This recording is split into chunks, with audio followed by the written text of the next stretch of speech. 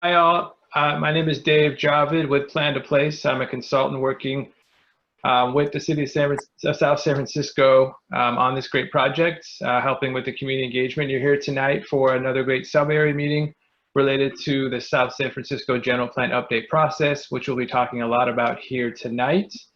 I just want to do a couple logistical items before we get started, and I hand it off to the mayor. If you want to go to the next slide, Eric. Just want to let folks know that we do have live interpretation available for this meeting in Spanish, and we have Jasmine doing those great duties that she has in the past. Obviously, this is all in Spanish. For those that do want that opportunity to listen to this in Spanish, they can pick that option when you dial in, and you all probably saw that as you came onto the meeting. You had that option to pick between English or Spanish. And then lastly, for the facilitation of tonight, we're going to do Q&A exercises throughout the meeting where you have an opportunity to provide comment by simply doing the raise your hand feature that's on the bottom of your participant window and or dial *9 on your phone, and that'll alert me that you have a comment to make, and we could help unmute you so that you can provide that comment, and or you can provide comments throughout the presentation through the chat window if you have something that you'd like to get across to the group. We could address that during the Q&A sections of the meeting as well. So we have a couple different options to provide input. And with that, I'm going to hand it off to Mayor Garbarino to do a welcome, and then we'll go ahead and get started. So all yours, Mayor.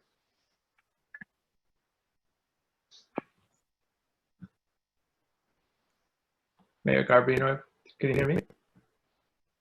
Yes, thank you. Thank you very much. First of all, there's a terrible bounce off, and you're breaking up when you talk. So.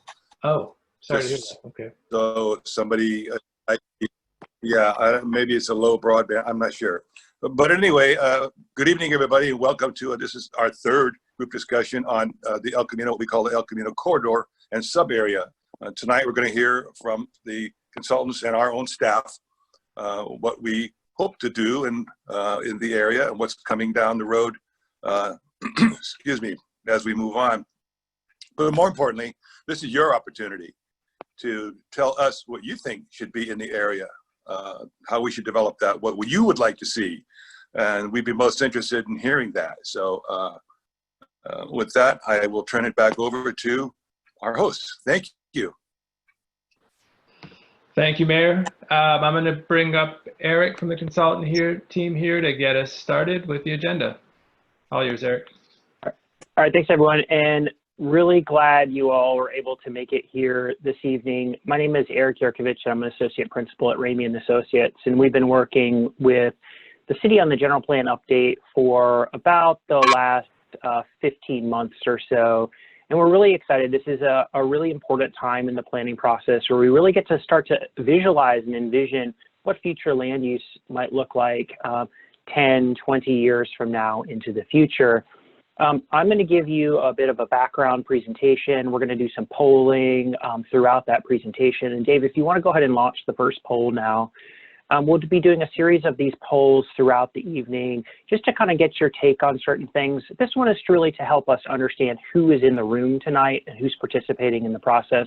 It's questions about your race and ethnicity, what neighborhood you live in, and age.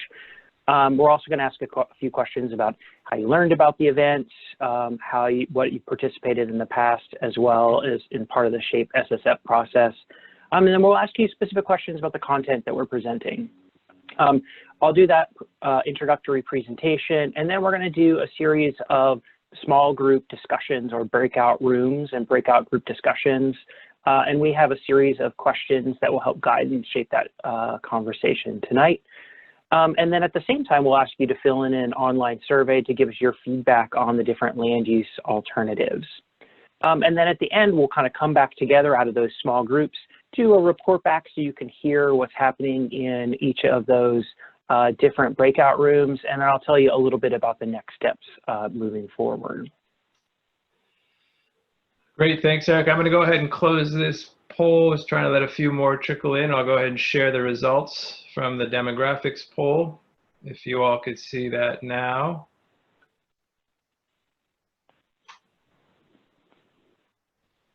Looks like we have a fairly good mix of different neighborhoods represented. Obviously, ECR being the most represented, considering that's what we're talking about here tonight. So I'm going to go ahead and stop share this. And as Eric mentioned, there's a couple other quick polls we wanted to do. This next one is just to get a sense of other meetings that you've been to in the past. Again, just to kind of get a sense of who's in the room, and other maybe community workshops or other sub-area meetings or pop-up events when we were able to hold them, or the surveys in the past. If you can let us know that real quickly, that would be great. Keep this open for another few seconds here. Great, and it looks like we have, without staff, probably a good 30 members of the community on the line with us today, so that's excellent. I'm going to go ahead and end this poll. Great, great. Looks like a good mix of different types of meetings that you all have been to, which is great to hear, that you've been with us throughout this process, so you have a good sense of how we got here and some of the context. So I'm going to stop sharing that now here and pull up the final one. Is just, we really just want to get a sense of how you found out about this event.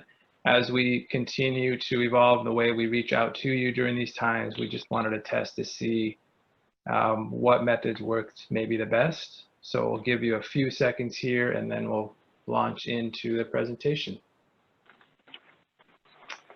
Let me give you 5 more seconds if you have time to click in. Excellent. Okay. And it looks like email, traditional email, still wins out for maybe the clearest method, but then the mailers and word of mouth, that's excellent to know. So the word's getting out there about the project. So great. Thank you all for taking the time to do that. And I'm going to go ahead and stop sharing these results and hand it back over to you, Eric. Thanks, Dave. So really tonight we're here to talk to you about where we are in the process. So we'll give you a little bit of a background on where we are to date and what we've been working on. But then we're going to spend the large majority of our time really in discussions with you and getting your ideas about some initial thoughts on land use and mobility alternatives for the El Camino corridor. So many of you probably know what Shape SSF is, but it's really the process to update the city's general plan, zoning code, climate action plan, and environmental impact report. The general plan really provides an opportunity to come together as a community and develop a long-term vision for the future of South San Francisco. It's a policy document that really helps us to develop policy choices and develop policy ideas, but also influences future development applications when they're submitted to South San Francisco. The general plan really allows us to come together to kind of create that shared vision for the future of the city. And that's something we worked extensively with the community on over the fall and winter of last year and into early 2021. Through a series of community meetings, we've really been learning a lot from you all about what the strengths of South San Francisco are, both at the city level, but then also within these kind of neighborhoods or planning sub-area levels in the city, and what some of those issues of concern are. We want to talk to you a little bit about those this evening for the El Camino area. And finally, the general plan really allows us to start to think about new and interesting ideas that have happened since the last time the general plan was adopted comprehensively in 1999, to think about things like healthy communities, environmental justice, social equity, and climate change, to name a few. The general plan itself doesn't stand alone as a document. It really weaves in the work that you've been doing as a community for the last 10 years or so. This is just a small sampling of some of those planning efforts that have been that have happened and have been ongoing over the last number of years.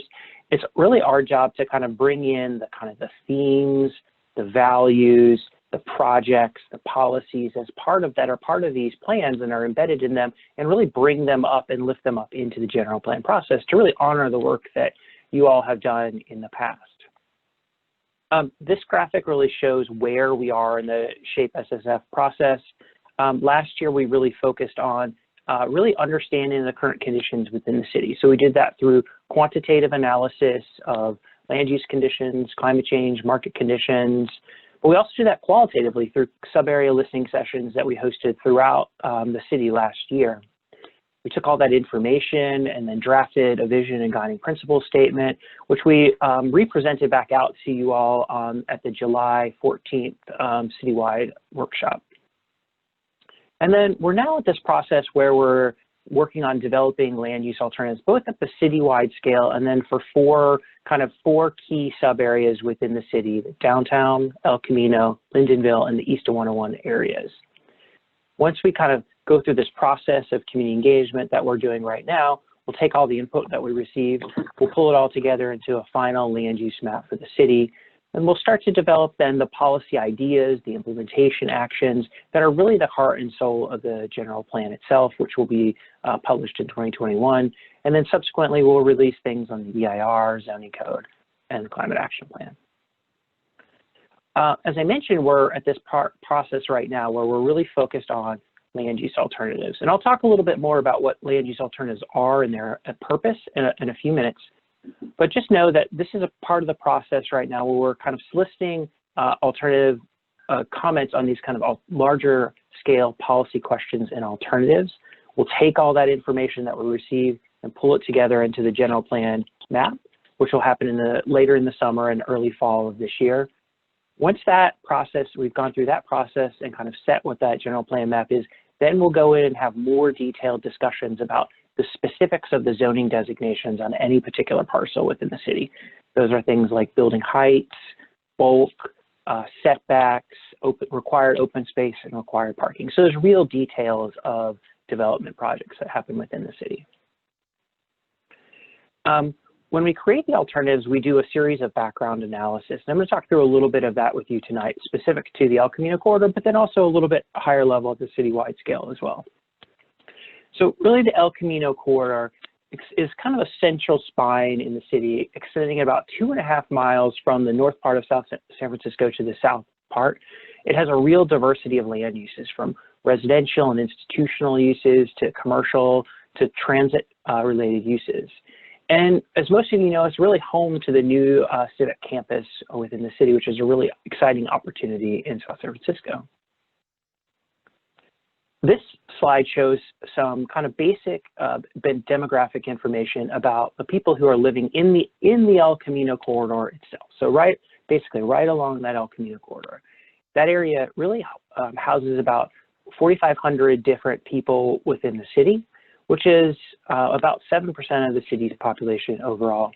The composition of the residents who live there tend to be a little older than the city as a whole in general. The area also houses about 1,600 housing units or so along that El Camino corridor. And one of the interesting things that we found out through our kind of both technical work, but then also the community engagement we did last fall in the sub-area meetings, was how there was a lack of park and open space in the area. So there's about 1.8 acres of parkland within the area. Obviously, the new civic campus will be adding to that. It is a good opportunity for the area to have new open space. We'll be looking for opportunities to talk about that this evening as well. This diagram shows the existing land use along the El Camino corridor. You can see it's a real mix of uses, including single-family housing, some duplex housing, a strong share of multifamily housing. So about 16% of the land area is devoted to multifamily housing, and about 30% of the land area, which is kind of the most land area, is devoted to retail and services in the area. You also have uses like transit, so the South San Francisco BART station, and then some public and institutional uses like that civic campus, like the El Camino High School, which is adjacent to the site, but then also the Kaiser Permanente Hospital is also along the corridor. So you have a real diversity of mix of uses along the entire corridor. This shows the kind of the employment in the El Camino corridor. So about 5,000 jobs are located along the El Camino corridor, which is about 10% of the city's workforce as a whole. And what's interesting is the different kinds of sectors that you find here along the El Camino are very different than what you find in, say, the downtown area, East of 101, or the Lindenville area. So about half of the jobs are in healthcare. 22% of them, or about a fifth of the jobs, are in retail or retail sales, so there's retail trade. And you also have food and accommodations and education making up a significant portion of those jobs. And I'll say this is a different mix of jobs than in other parts of the city, which are much more strongly focused on industrial uses like warehousing and logistics, or also information technology and biotechnology and life science. As part of that quantitative analysis and background existing conditions, we started to tabulate some of what we saw as some of the key issues along the corridor. In our meetings with you across all the sub areas, we also heard a number of other things that were sort of key issues along the El Camino corridor. We have just identified just 4 simple things up on the screen about what some of these key issues are, but we're going to launch a poll right now, which has a bit of a more comprehensive list of what some of those key issues are in the El Camino corridor. So what we'd like you to do is kind of identify what you think are the 2 most important issues within the area. So we've talked about traffic congestion, lack of bicycle and pedestrian facilities, the auto-oriented design of El Camino itself, limited parking space, lack of park space, business displacement, Coma Creek flooding, lack of daily amenities, limited events, activities in the area, and then lack of affordable housing. So these were all issues that either came up as part of our technical analysis or part of the conversation that we had with you as a community. So if you could tell us what your top 2 were, and we'll launch the poll results momentarily. Great, thanks, Eric. I see them trickling in here fairly quickly. I'll give it maybe 10 more seconds. Looks like about 15 more folks have joined us since we did this last poll, which is excellent. We're up to probably about 40 members of the community, which is great. I know this is a lot to read through, so I'll give you a few more seconds here. I'm also having a hard time connecting to Zoom. I can only phone in. I can't get Zoom on my computer. Oh, okay. Well, we're going to have a lot of these same questions or similar questions through the survey that you'll be able to access on your computer if you can get to the project website. So we'll give you information on that shortly. Thanks for letting us know. So I'm going to go ahead and end this poll, though, and go ahead and share out the results. I would like to speak. I would like to make comments though when you're ready. Okay, sure. Yeah, we could have a quick session of comments. Ideally, if you can do the raise your hand feature, that would be great, just so I know who's talking. But we'll go through these results real quickly here. Looks like traffic congestion has taken the top seed, followed by lack of pedestrian and bicycle infrastructure, and maybe lack of daily amenities. But it looks like everything across the board at least received a couple votes. So including lack of affordable housing, excuse me, I missed that at the bottom. That came in neck and neck with traffic congestion. So thank you for that information. We'll have a chance to talk about these in a lot more detail when we do the small breakout groups as well, but this is a great first pass. So I'm gonna go ahead and stop sharing the results, and I don't know who had an extra comment, but if you would like to speak up now, we can take that comment. Are you talking to me? Yes, I believe so. Okay, this is John Penna. I was on the city council between 1989 and 2001. And so I'm familiar with what you're doing. I live in the country club area of South San Francisco, and I, along with a number of others, are opposed to the city's attempt to rezone the area as outlined in the maps. John, I'm sorry. If you had a specific comment just on this topic now, this is the time for it. If not, we'll have other opportunities to take comment. Okay. And we're also going to have small group breakout. So this isn't necessarily the time for general comments, but we'll definitely get to opportunities for that as we move through the presentation. I apologize for cutting you off. All right. Okay. Well, then the only comment I would have is, keeping the zoning exactly the same as it is now, 1 per half acre, and not allowing the city to piecemeal the annexation to the area. It should come in as 1. Got it. Okay. Thank you, John. We'll make that note. We are taking notes, by the way, as well on a virtual board that you all will get a chance to see as well. So thank you for that comment. All right, Eric, back over to you. Thanks, Ed. So one of the things that we look at when we do our initial existing conditions analysis is that we start to look at what the current policy is for the area. So we look at what's on the ground now, that's the existing land use, and then what's the current policy for the places that we're looking. So here is the kind of the overall guiding policy that is for the El Camino corridor. Overall, it's to create El Camino as a sort of a mixed-use boulevard from kind of the north to south, but really kind of encouraging specific pockets of activity where we want to cluster uses and cluster kind of areas for gathering, retail uses, all kind of in small areas.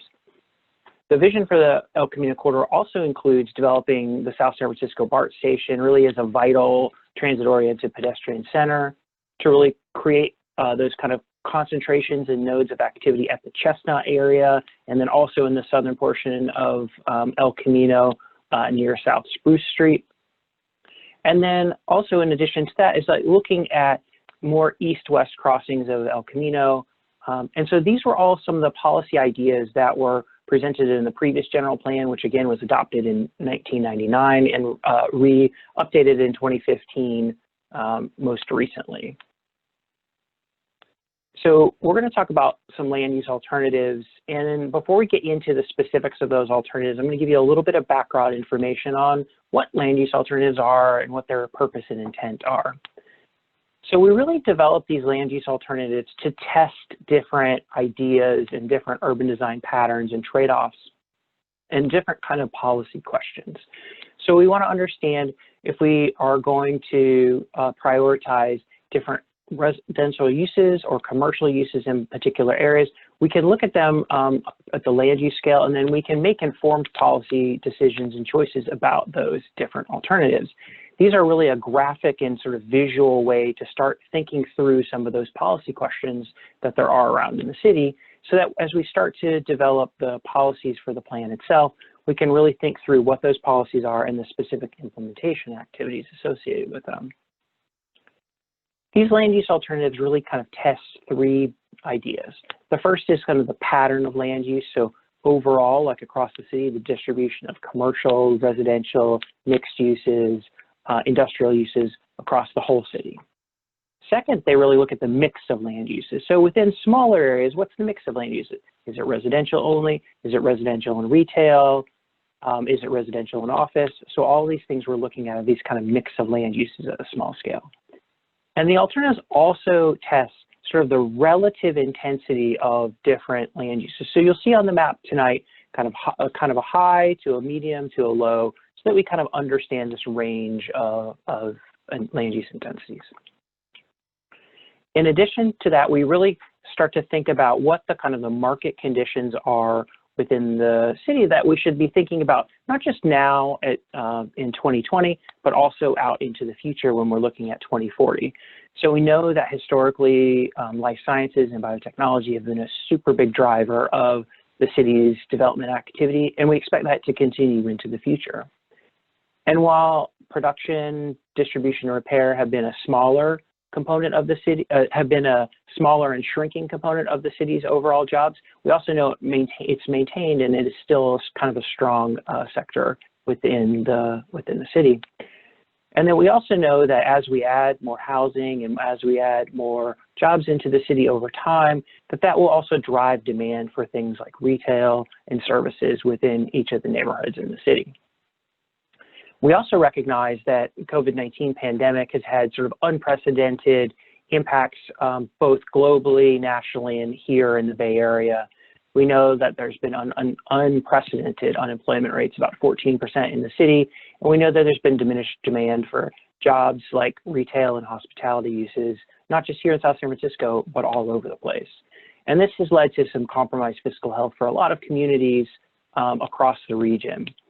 But with all that said, we also know that South San Francisco really has a number of assets that are really valuable to its both kind of long-term growth, but also that short-term recovery within the next couple of years. Things we don't know and we won't know for a while is kind of the length and depth of the economic and market conditions, but also we've changed our behaviors quite significantly over the past several months, 4 months really now. How we work, how we travel has changed a lot. So no one's exactly certain about how those patterns will be in the future and whether they'll change for certain. We also, when we look at these land use alternatives, we're also thinking about not just jobs growth, but also housing growth in the city. There's been very strong demand for housing growth, both in South San Francisco and regionally. In the last 5 years, from 2015 to 2020, the city's permitted about 1,000 new housing units, which is about 50% of the regional housing needs assessment for the city of South San Francisco.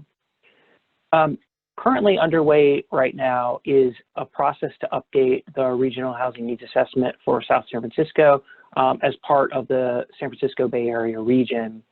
And as a way to kind of help with the housing crisis, we've heard that this process is going to ask the cities like South San Francisco to accommodate 2 to 4 times the amount of housing as in the last regional housing needs assessment cycle, so which was about 1,800 units. So in the next, from 2020 to 2030, the city can be expected to have to accommodate something like 3,700 to 4,700 to 7,400 housing units by 2030. But the general plan itself is looking out at a much longer time span, out to 2040 and 2045. And so we're looking at multiples of these housing cycles. So in these alternatives, we're testing an increment of growth of about 13,000 to 22,000 housing units. These land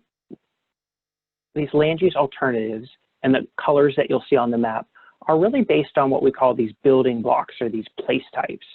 And so these are just to show you a few of the images of what they look and feel like, so you get a sense of what these are when you see these colors on the map. So this shows an example of high density mixed use, which you might see at somewhere like the El Camino and Chestnut area, or in the south area along near the near Spruce and El Camino. This shows medium density mixed use, which you'll see along the corridor on some of those maps. It's a lighter purple. And then you see a lower density mixed use, particularly along the edges of the neighborhoods as a transition between some of the higher intensity uses in the single family neighborhoods which are adjacent to those areas. And this is particularly important when we think about how corridors like El Camino interface with the single family neighborhoods, which are often on both the east and the west side of the El Camino corridor. So how do we transition from more diverse and more intense uses along the El Camino corridor, and how do we transition from that into those single family neighborhoods in a way that's both sensitive to those existing homeowners and houses? So we'll be thinking about strategies in terms of building height, both building types, and even things like landscaping. This is particularly important when we get to things like the zoning update. You'll also see colors on the map for things like medium density residential, which is a type that you see pretty frequently within South San Francisco, and then even low density residential, which is pretty common around South San Francisco, and particularly the single family or residential neighborhoods.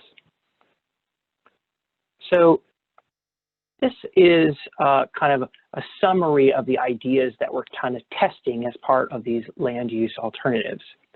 So like the previous vision and guiding policy for the El Camino corridor, we're really thinking about this as a linear corridor stretching from north to south with these kind of 3 main areas of activity. One's focusing on a kind of a transit-oriented community at the BART station. Further south is kind of a center at the Civic Center area, around the Chestnut area intersection where that brand new Civic Center is.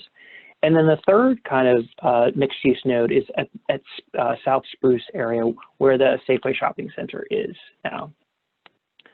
We also tested alternatives 2 and 3. We started to think about reducing the heights along El Camino. During a lot of our conversations with the community back in the fall, we heard that was a big concern of theirs about the height and bulk of what's allowed on the El Camino corridor. And then throughout the alternatives, you'll see ideas about improving connectivity both to the corridor and then across the corridor and then within the corridor itself. And then really rethinking how we can reconnect the Coma Creek as a real amenity for the community. So kind of thinking about how Coma Creek can be this corridor of open space, of activity, as well as a way to manage stormwater within the city. So tonight we're proposing this revised vision and set of kind of guiding policy for the El Camino corridor overall. So I'm going to read the vision statement and go through the bullet points, and then we're going to launch a poll just to get a general sense of how you feel about this particular vision statement guiding policy. So El Camino is a dynamic and re-envisioned boulevard that is a safe and healthy place, apologies for that, for transit, pedestrians, and cyclists with a diverse mix of commercial and residential uses. So when we think about that, what the guiding policy would be to improve travel, because El Camino is a corridor. So we want to think about how we can improve travel, both along the corridor, the length of it, for all modes, but also across it. So that's improved sidewalks, street trees, improved access to regional destination, traffic flow, and accessible BART and bus service along the corridor. We also want to kind of create these sort of pedestrian-oriented activity centers at the South San Francisco BART station, kind of the El Camino Chestnut area, the new Civic Center, and then the South El Camino area.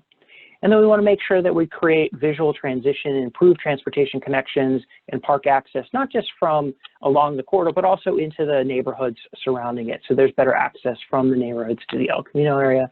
And as I mentioned earlier, really transforming Coma Creek as a public amenity. So now we're going to launch a poll to kind of get your just gut reaction. We're not going to hold you to this, but how you feel about this updated vision statement guiding policy for the El Camino corridor. Do you strongly agree with it? Are you somewhere in between? Or you strongly disagree with this statement? Great, thank you, Eric. Looks like we have a bunch of folks logging in now, so let's see, we'll give it maybe 10 more seconds. And again, as Eric mentioned, this isn't your only opportunity to provide input on this vision statement. We're going to dive into this when we break out into the small groups. This is just kind of your initial gut reaction to what you just read. So I'm going to give it a few more seconds here. See if we can get a few more people some time. Okay. All right, I'm going to share the results. Looks like about half of you either agreed or strongly agreed with this statement, and about a quarter of you maybe disagreed with it, with the other quarter right there in the middle. So this is pretty telling. We appreciate that. And again, we'd love to get your comments when we break out into the small group discussion, but this is great to see to start. So appreciate that. All right, Eric, back to you. Thanks, Dave. And go ahead, Dave. Sorry, I'm just going to make a quick note. I have seen some comments come in that are related to the alternatives and the makeup of the alternatives. We're about to dive into that in the next section. I think a lot of your questions might get answered. So just want to let you know that we're not ignoring those comments coming through the chat window, but we'll address them here shortly. So please do keep those coming in. Thank you. Yeah. Great, thanks. And just so you know, you all get the first discussion question in the breakout rooms will be around this vision and guiding policy, so you'll have a chance to really dive into this, as Dave mentioned. So now I'm going to walk through each of the three alternatives, and I'm going to kind of go through it slowly. So first, this is alternative 1. So it really does create 3 sort of mixed-use centers along the El Camino corridor. One here at the South San Francisco BART station, one here at the kind of Chestnut area, and then one in the southern section here at Spruce Street. And it kind of maintains between those centers kind of a mixed-use corridor along the entire length.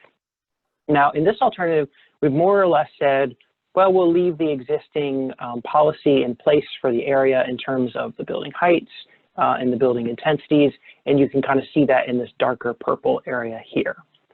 And then, as many of you have kind of pointed out in the chat, we've looked at particularly this area here to the south section, which is about the kind of the unincorporated area here, and looked at having it as a kind of a low density area as the unincorporated area. this is kind of a way to help you sort of visualize these alternatives. So we've taken those images that were in the kind of the place types before, and we started to kind of point to them on the map. So you can kind of get a sense of the look and the feel of these different place types in their implementation across the El Camino area. So you can kind of see those differences in uses. This alternative shows those kind of changes overall. This is alternative 1 on the left-hand side. So this is the same map that you've been looking at. And then this shows on the right-hand side the changes from the current general plan for the El Camino corridor. So these are just the parcels that were flagged as the ones that are changing in terms of the land use. Now, I think I saw a question in the chat about the change of the land use in the unincorporated area. This is already a low-density residential area. And what we're saying is that it would stay low-density residential, but will be allowed to be a slightly higher density to be consistent with the areas around it. So that kind of single-family zoning that's around it. You'll have a specific opportunity to weigh in and ask a question about that, but that's why it's not popping up as a change area. The second alternative really shows kind of a similar pattern. So it has these 3 sort of mixed-use centers at BART, at the Chestnut area, and then at the South Spruce station, at the South Spruce down here in the southern area. What it tests in this alternative, though, is actually kind of reducing some of the intensities along the El Camino corridor, like we talked about earlier, because this is a big part of the community conversation back in the fall. A couple other things we wanted to point out in this area was that we've also kind of allowed residential on a couple of the former school sites. They're not technically in the El Camino corridor, but we wanted to make sure that people had an opportunity to see those. So here at the Sierra Vista site, and then also here at the Fox Hills school site down in Westboro as well. So this again shows you what those could look and feel like in the different areas. So these are kind of these images to illustrate those different areas of change and what they look and feel like. This map again on the left-hand side shows the land use alternative number 2, and then on the right it shows the change only area. And so in particular, we were literally looking at thinking about how we could kind of reduce the intensities of some of that development in the Chestnut area and then along the corridor itself overall, but still kind of keeping this idea of the 3 centers at South San Francisco Station, Civic Center area, and then the South Spruce area. And then finally, alternative 3 looks very, very similar to alternative 2. Again, it kind of maintains those 3 specific mixed-use centers along the El Camino corridor with kind of that strip of mixed use in between them. Again, we look at kind of reducing the intensities of that development along in the Chestnut area and then also along the El Camino corridor itself. We also look at, as it is in an alternative 2, really adding residential to the Sierra Vista and the Fox Hill site as well. Here's again what that looks like. Again, it looks very similar to alternative 2 in terms of its look and its feel. And then this graphic shows again what some of those changes are along the El Camino corridor.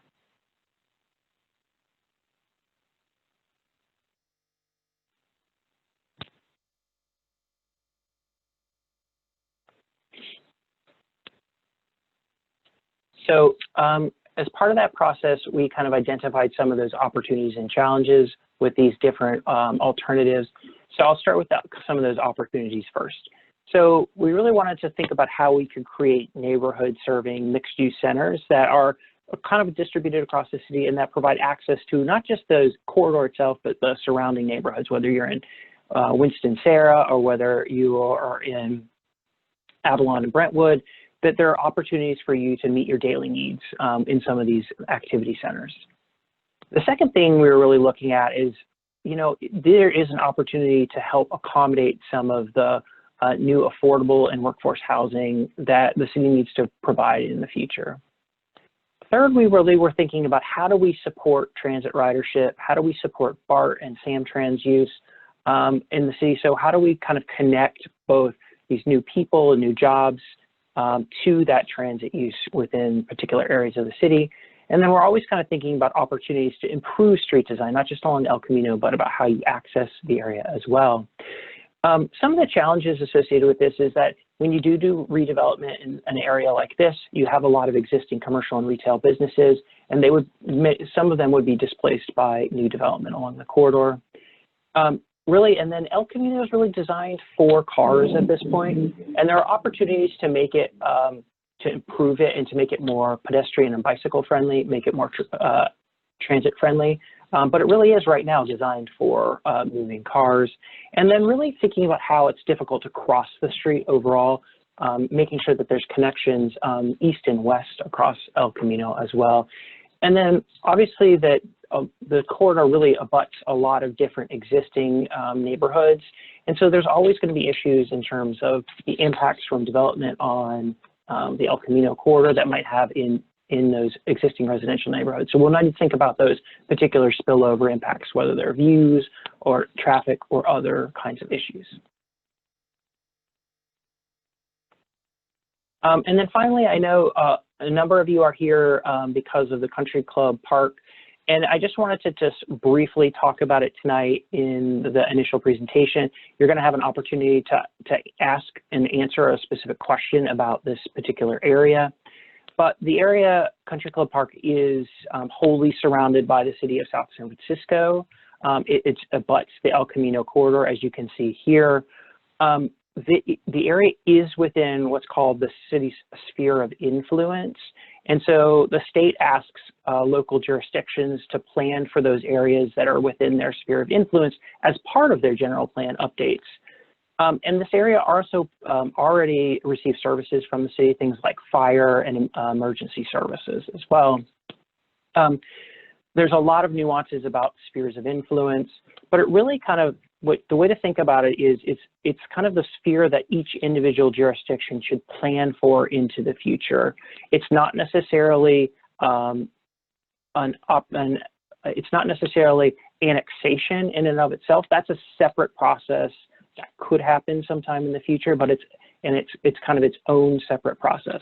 But the sphere really allows local jurisdictions to help plan for those areas, not just for the future land uses, but also the provision of services, things like sewer, water, and other things as well. And I'll just say one last thing, that the last general plan did not recommend annexing part of the Country Club Park, but to annex the kind of the whole thing at the same time, and sort of to maintain that character of the sort of the 1 acre lots or so that are within this area. And so again, you'll get a chance to tonight, we'll ask a specific question about this area. Okay, so then finally, here is kind of the comparison of each of the 3 alternatives side by side. Overall, each of the 3 alternatives really kind of creates 3 mixed-use nodes, one at BART, one at the Chestnut area, and then one in the South Spruce area. In alternative 1, we kind of test adding a little bit more density at the BART station than the other 2 alternatives, and we'll talk about that as one of the specific questions. In alternatives 2 and alternatives 3, we look at reducing the heights along the El Camino corridor, and we ask you specifically about that question tonight as well. And then finally, we look at in alternatives 2, allowing residential on those Sierra Vista and Fox Hill site within the city, which are school district properties. And we ask you specifically about that question tonight. So with that, we're going to kind of launch a poll, and we're going to just get a general sense of your preference for either the current general plan, alternative 1, alternative 2, or alternative 3.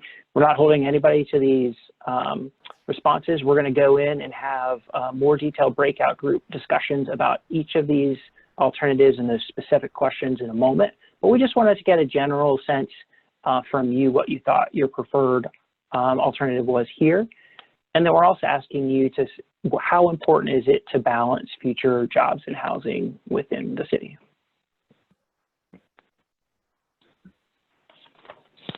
Great, thanks, Eric. Looks like we have some votes coming in here. We'll leave it open for about 10 more seconds.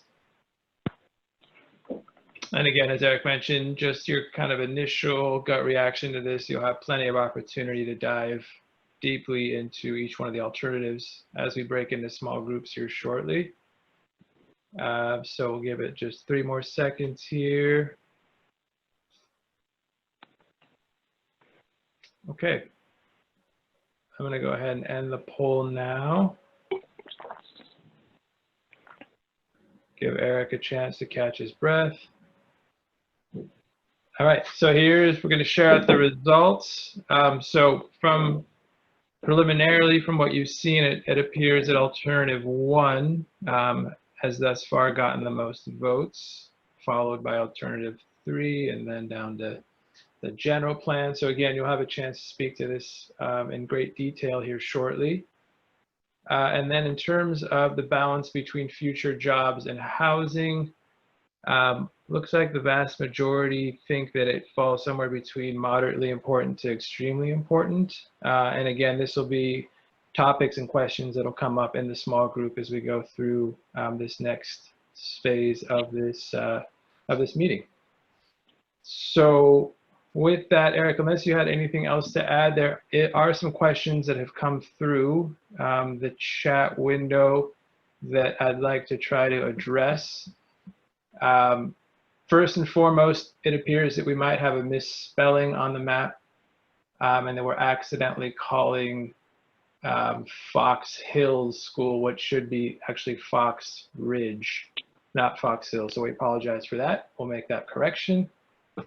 And let's see. So I believe you answered many of these questions as you were going through the presentation, Eric. There was one question that Maggie had that about, she would like clarification as to why the changes only for each alternative show no change to the unincorporated country club district, yet there's a couple balloons that show that there actually is some change, and you mentioned that there isn't, but she wanted some more clarification on that. She still sees it as a change. Yeah, and apologies if there's some confusion. I want to just be clear. So currently it's zoned as low density residential. That zoning lies with the county of San Mateo because it's an unincorporated area. Right. This is also low density residential, but I think what we've been talking a little bit and I think what's sparked some of this community conversation is if it were to be annexed into the city, kind of having a designation that might be a little bit more consistent with the area of the single family neighborhoods that are around it. So that's the question that's on the table. It's still kind of lower density residential, but I think that's trying to kind of clear up that confusion. And again, I think there's no, well, hopefully that will help answer that question. Yeah, thanks for that, Eric. There was also a question by Erica that I believe you answered during your presentation, noting that will this be affordable housing or housing meant for techies that might displace the locals? And you did mention that this will hopefully help address the local housing crisis with new affordable housing and workforce housing, providing a range of housing types. So just wanted to bring that back up, so that is definitely something that's being thought about. Pat, I mentioned that Fox Ridge and Sierra Vista are not city properties and they belong to the school district, which is currently in the process of exploring workforce housing on that Fox Ridge property. So just want to bring that back up to the surface as well. Thank you for that, Pat. So that's kind of related to the housing issue and crisis that we're speaking to. Let's see, Maggie had a question or a comment. There is no zoning for South San Francisco that allows, let's see, that allows for CCP-D zoning. Does that ring a bell for anyone? I don't know if that. Oh, is that Maggie? Yeah. Maggie, do you want to speak to that question? This is Diana. I did want to emphasize that Erica also mentioned, and I think it's related with Maggie's comment, that currently it looks like they can keep animals, which is very different from the rest of the city, which is, I think, why Erica still wanted to touch on that, Eric. Well, again, the areas within San Mateo County jurisdiction, if there was a process of annexation that would happen with South San Francisco, they would establish kind of the more specific zoning requirements that would be in place, which is where I think, Erica, you get into those specific questions about keeping of animals in those particular areas. And so that's its own, again, that's its own sort of process of annexation. Okay, thanks for that. Let's see, Karen had a question or a comment that the area around South San Francisco BART is already developed into mixed use. So she wanted to know more about what we're planning around this area. I think you mentioned that a bit in your presentation, but maybe we can reiterate. And what are the changes to get rid of the BART parking areas or spaces? Do you want to speak to that, Eric? Well, we're just exploring ideas around each of along the El Camino corridor. So in certain cases, there might be opportunities to add housing or add a mix of uses around the BART station on some of the, say, surface parking lots or other areas over time, especially as we move back into full BART service in the future. One of the questions that came up in the chat was from someone named Ethan, and he asked about downzoning in alternative 2 and 3, and is that legal per SB 330, which is a state law around housing and zoning? I think the answer to that, Ethan, is that we're not necessarily looking at reducing all of the intensities of the developable areas, but looking at ways that we could adjust the height and bulk of buildings so that they could be more consistent with the neighborhoods surrounding them, while kind of maintaining some of that residential density, which is allowed under SB 330.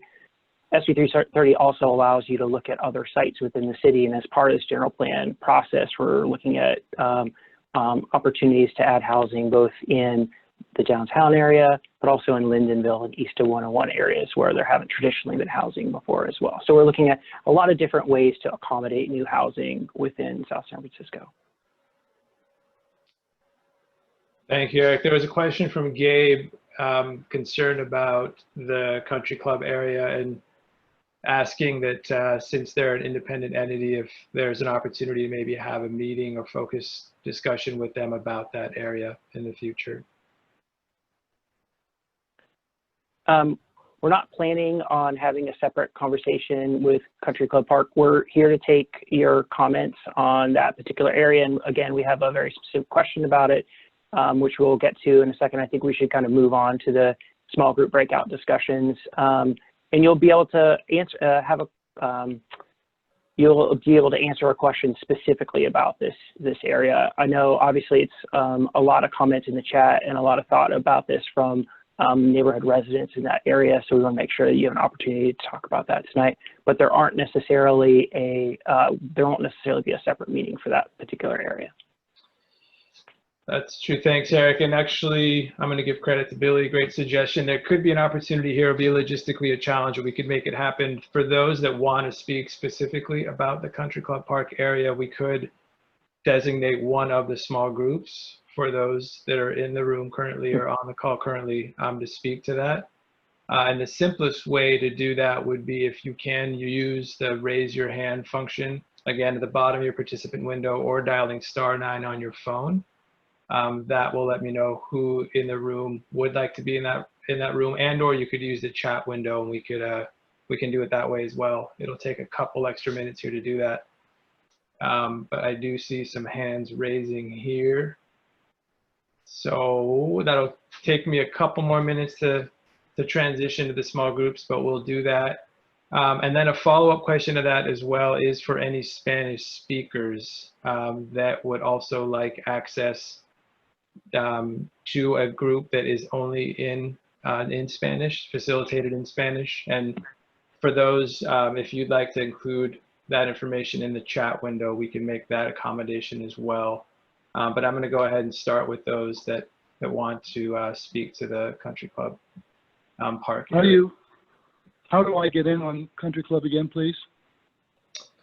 Well, you could either let me know your name now and I could find you on the list, or you could. Okay, John Penna. John. Okay, John. All right, John, did you call in with your phone? Is that right? Yes, I couldn't Okay. get on the Zoom. No problem. I see your number, John. I'll make sure you're on that. Okay, if you want to just give me a couple minutes, I'll go ahead and make that transition now, and then we could transition to the small group. Okay, Hello. so then I'm just going to go through, and I think if you just use your raise hand function, Dave will find you. It's actually much easier for Dave if you do that. That's right. Yeah, the *9, if you called in, will work just the same. Thank you. Yeah.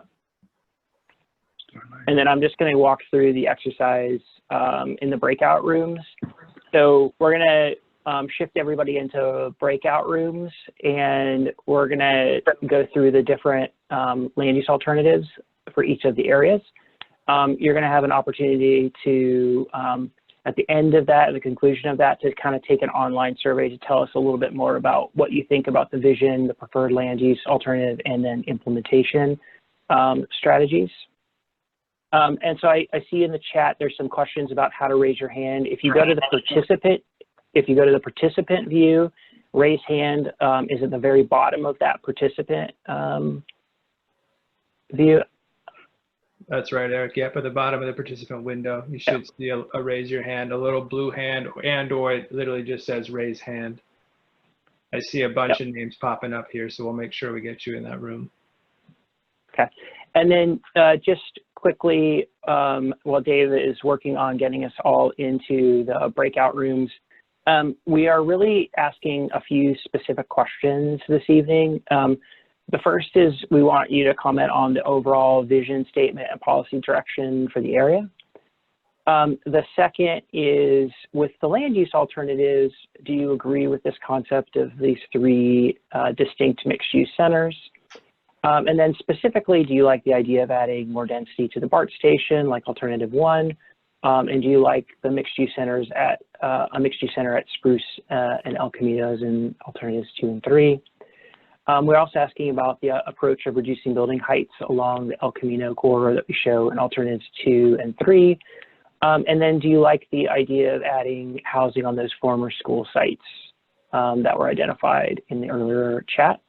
And then finally, there's a question about whether or not you like the idea of designating the country club park single family residential consistent with the neighborhoods around it. And I think Dave is working on getting some breakout group to talk specifically about that area, and then any comments that you have about that. And then once we go through those questions, we'll ask you to tell us what your preferred alternative is for the area and why, and then sort of identify any key strategies that you think are important along the El Camino corridor in this area.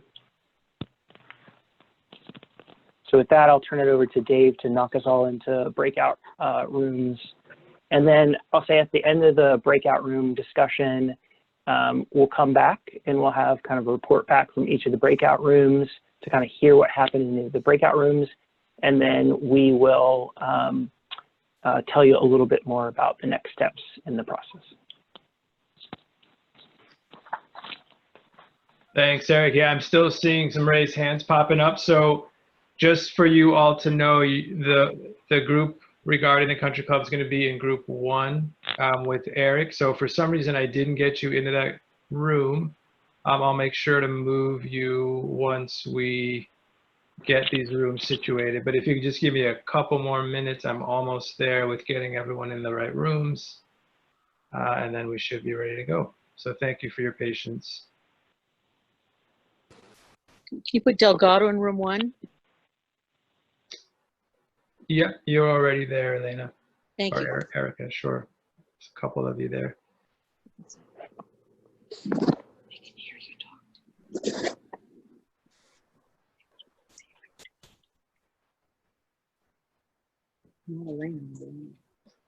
Okay. I believe we're ready to go. So I'm going to open the rooms for you all to be able to transition. You should see something pop up on your screen here shortly.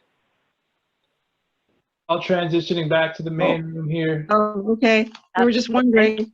Hi, Karen. Yeah, thank you, and Jim, for your patience. Everyone is populating back into this main room here, and We're going to do a quick round of reporting out from each group just to kind of get a sense of what was discussed and the key themes.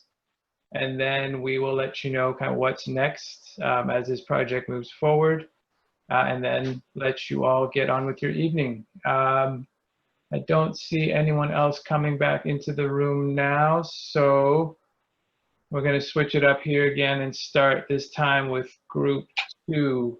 If Diana and Patricia are ready, if you wouldn't mind doing a quick report out on what your group spoke about. Thank you.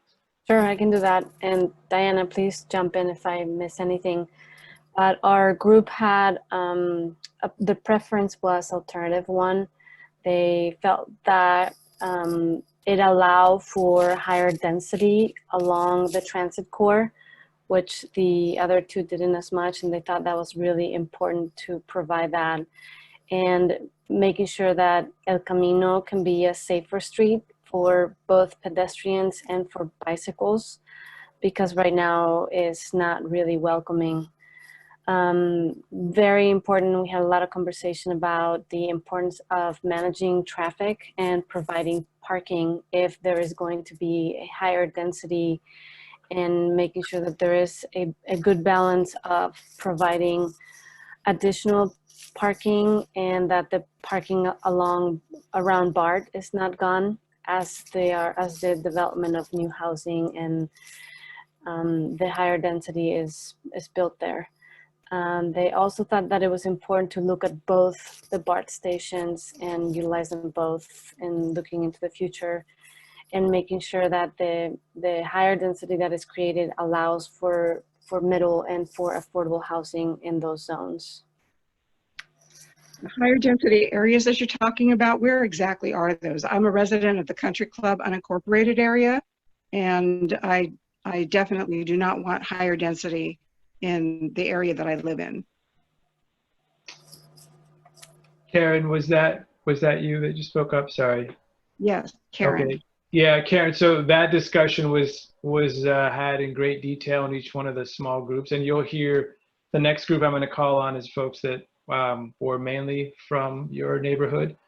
Okay. They can speak to some of what was spoken to. So each group had a chance to kind of discuss it separately, and we'll definitely make sure that you are given the video of this presentation as well, because I know you got on a little bit later. I did. So with that, actually, I'm going to hand it over to Eric and or Troy to give a quick report out from their conversation. Okay. I'll do it. Thanks, Dave. So we had folks from Country Club Park in our group. Very specifically, we focused exclusively on that area and didn't talk about El Camino corridor in great detail. We heard very clearly the desire for no land use change within that area from what's currently there. We also heard the desire not to be annexed and to be kind of left alone over the longer term. And we also heard a lot about some frustrations about not being engaged in the process, not getting meeting notices. And we talked a little bit about how to get people up to speed and on mailing lists and so forth. So that's kind of the focus of our conversation in that area. Okay. Great. And I agree with that group as well, as a resident of the area. Great. Thank you, Karen. And thank you, Eric. I see a couple raised hands. I'm just going to get to the last group, and then we could have some final thoughts before we wrap up here. In interest of time, I want to make sure we wrap up here shortly. So the last group was Megan and Rosemary. Would one of you like to report out? Yeah, so a lot of our discussion was focused mainly on seeing El Camino Real as a prime area to add housing for the city. You know, they want to see more focus or more emphasis in the vision statement regarding housing, and also regarding connectivity, accessibility, and they see El Camino Real as not just a way to move people, but they want to see it more as a destination. So definitely for those 3 mixed-use centers as a way to create destinations along the corridor. And also some discussion regarding the environmental benefits of trees, and also helping to create that feeling of safety more for pedestrians and cyclists along El Camino. Is there anything else I missed, Megan? It seemed like our group leaned towards alternative one, but they weren't sure if it went far enough in terms of housing development. And there was some hesitance in reducing height limits along the corridor, as that was seen more of a deterrent from, you know, being able to add more housing on El Camino. Great. Thank you all. And I was popping around each one of the rooms. Sounds like some really great discussion.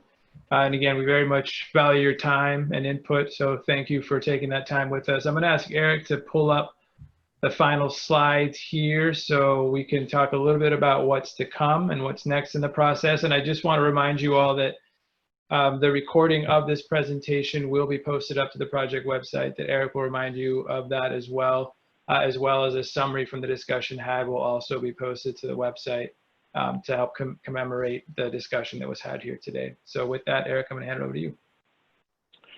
Yeah, so as I mentioned earlier, there's a lot of different ways to get involved in the Shape SSF process. Currently, we have a web page on the shapessf.net website at alternatives/alternatives, which has links to upcoming meetings, primer videos on land use and alternatives, these alternative maps, and then links to the surveys, both in English and Spanish.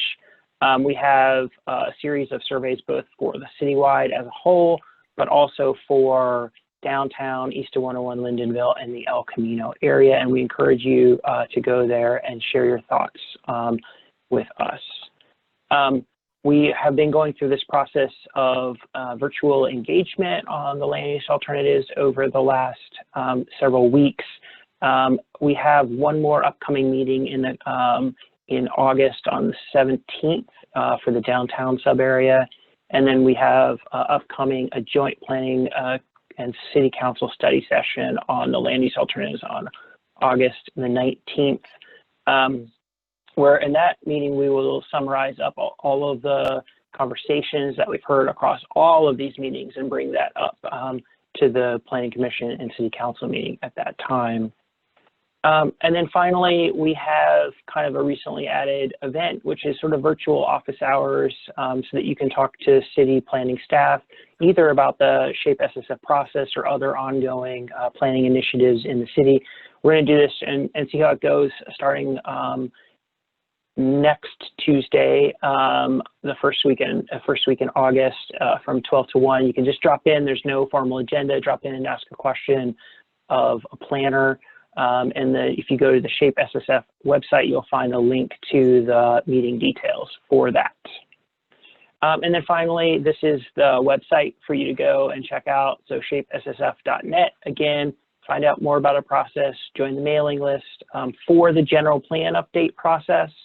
And if you have questions, feel free to contact Lisa Costa-Sanders, who's the project administrator for the general plan update. And so with that, I want to just thank everyone for coming tonight. We really appreciate everyone's time and thoughts. We appreciate everyone coming and bringing all of their ideas and thoughts, both in our group with it, which was really focused on the country club area, and then all the other conversation that happened along the El Camino. We really appreciate all of the important conversation and ideas that we heard tonight. So thanks everyone for coming and participating. Mm-hmm. Great, thanks all. Yeah, it looks like the hands went down as well. So it looks like we're all set this evening. We want to let you all go enjoy the rest of your evening. So thank you so much. Have a great rest of your evening, and we'll, I'm sure, cross paths again here virtually soon. Take care. Bye-bye. Thanks, everyone. Great job. Thank you. Thank you.